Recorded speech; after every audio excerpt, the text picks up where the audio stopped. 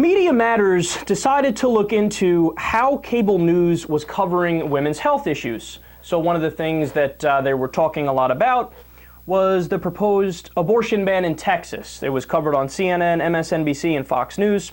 So Media Matters looked at all of the different segments about women's health issues over about a month's time span. And would you like to take a guess of all of the guests on all the channels? What percentage of the people giving their opinions do you think were experts? You ready? A whopping 4%. Now, it's important to note it's not because the experts are silent on the issue or that they're split on the issue. In fact, the experts overwhelmingly line up on one side of women's health debates.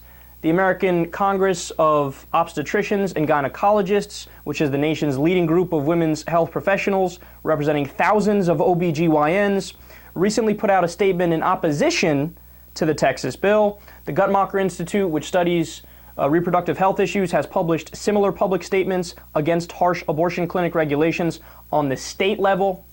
So, of course, this begs the question, well, why are you not having more experts? Why are you relying on political pundits who have nothing but baseless opinions? Kind of ironic that that's what I am and I'm saying that, but nonetheless, why are you relying on those guys over the experts?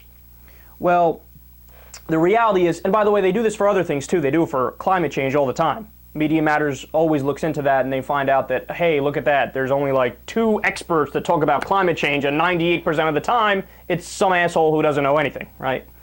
Well, all of the news stations do it for a reason. They do it because if you actually have nothing but experts talk about these things, they would all line up on one side. So for women's health issues, they would agree with the progressives. For climate change, they would agree with the progressives.